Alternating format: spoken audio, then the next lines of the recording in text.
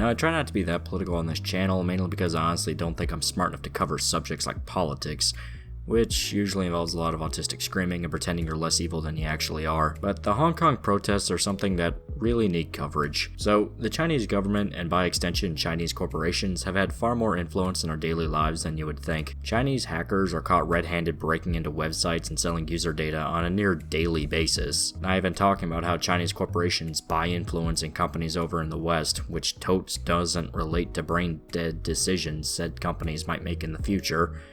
Hint, fucking hint. Or how daily life in China is defined by a social credit system, literally ranking people and punishing those with low scores, and nightmarish Orwellian tier surveillance.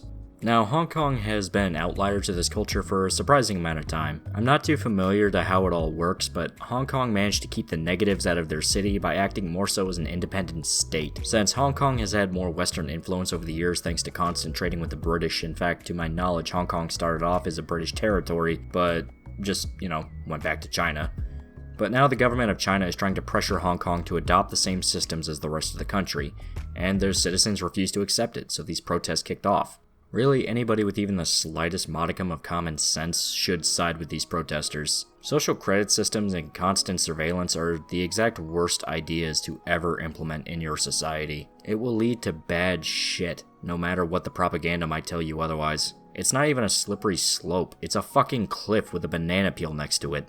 And these protesters are exercising their right to tell the Chinese government to fuck off. So I'm gonna pay you $100 to fuck off. Now, there are blue checkmarks that pretend that Hong Kong isn't actually a human rights issue. Instead, it's the same list of excuses that the idiots use whenever they need to deflect. At least they did before it became way too clear that this is all bullshit, and probably propaganda pumped out by talking heads over in the West to hide the downright horrid things the government is doing to the protesters. Now, I want to move on from this and talk about the big subject of the day. Blizzard punishing a Chinese man for showing support for Hong Kong, and how Activision totes isn't taking rice cock up the ass. So there was a Hearthstone tournament this past weekend, and a guy by the name of Blitzchung won the event. He didn't get into the grand finales. From what I understand, he won the tournament to get into those. But after he won, he showed support for the Hong Kong protesters, leading to an utter shitstorm. Blitzchung and even the commenters on the stream with him were all fired. Blitz lost his victory, and even the prize money he won was taken away from him. Now, I know you might be asking, why the fuck is Blizzard freaking out over this? Well, it's simple. Activision, which is heavily tied to Blizzard, is in bed with Tencent, a Chinese company infamous for its association with the Chinese government. And Blizzard itself is in bed with NetEase, another Chinese company which has shady as fuck practices. So when Tim Sweeney swears up and down that Epic will allow players to express whatever political opinion that they want, please remember that Tencent owns a mere 5% of Activision Blizzard, and a whopping 40% of Epic. This dude is a snake, plain and simple. I mean, I'm not even talking about how the entire basis of the microtransaction loot box system that's raping wallets to this very day is based around Chinese mobile gaming philosophy. It's parasitical as fuck. And it's because game companies over there are given free rein to eat up as much money as they want. Yeah, the Chinese government is run by the CCP, the Chinese Communist Party, but it's actually a radically corporatist dystopia over there. Big business runs everything over in China. Now that is irony! Now, some idiots will try to excuse what Blizzard did as Blitzchung violating their TOS, but this is transparent bullshit. They closed the Blizzard subreddit down in the classic tactic of doing something stupid that they know was stupid, then running for the hills once the heat starts to rise. They knew exactly what was going to happen and how this looks, so they'll clam up until it all blows over, and they can pretend this never went down. At least that was the plan until the Chinese version of Blizzard's statement leaked, where they discussed how Blitzchung was punished for harming the pride of China. So it's not exactly subtle what Blizzard really means here. But what can we do about this? Easy. Stop playing Blizzard games. Stop buying their products. Stop giving them money.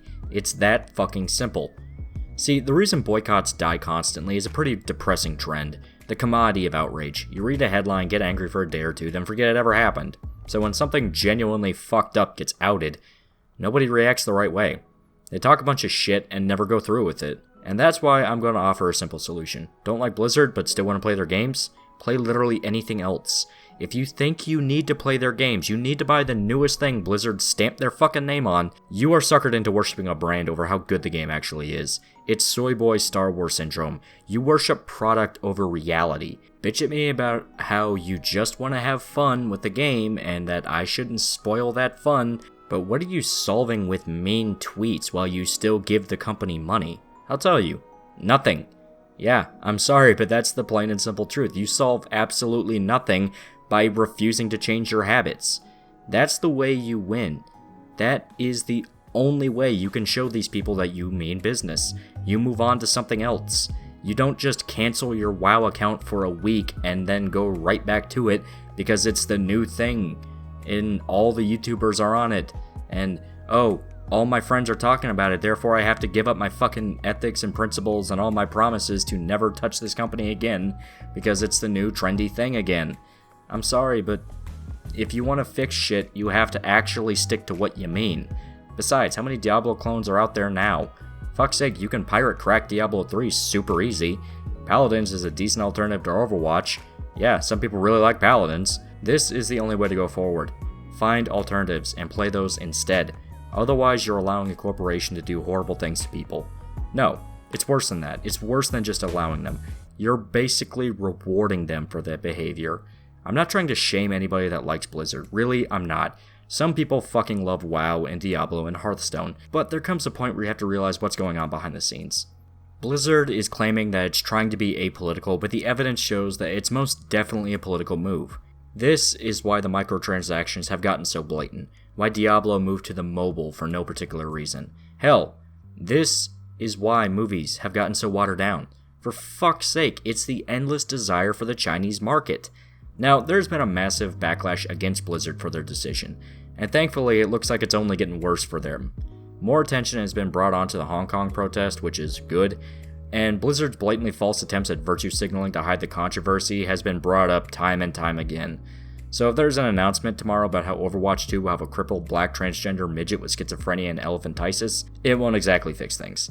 I'm happy that a backlash is happening, since punishing Blitzchung for simply supporting a peaceful protest that revolves around human rights and free speech is really fucked up. But the key will be how long it lasts. Stories inevitably die down, but certainly some need more of a half-life than others. And Blizzard shouldn't be allowed to just escape their blatant hypocrisy. Claiming Blitzchung supporting Hong Kong hurt their brand while they're on a first-name basis with major Chinese corporations involved with the exact things Hong Kong wants to protest? Yeah, that's fucked up. But now so many people are canceling their Blizzard accounts that apparently the authentication methods got disabled just to stop the bleeding, which only makes things worse. And even fucking Marco Rubio called them out for being an American company more interested in preserving foreign interests over their home countries. So yeah, this might actually turn into something that can, I'm not going to say change the world, but will at the very least make companies more skeptical about bowing down to the fucking Chinese overlords. And I really do hope that the Hong Kong protests go well for the people over there, because they should not have to live in a fucking nightmare of a surveillance state because the Chinese government wants to sell fucking people's data to advertising companies. That's just fucked up and stupid. Hopefully something good can come out of this, but who knows? Maybe by Halloween we'll all forget that Hong Kong even existed outside of John Woo movies. Yeah, that's actually a possibility now I think about it, which makes me pretty depressed. But anyway, until next time, please remember to like, comment, and subscribe. And fuck Xi Jinping. See you guys.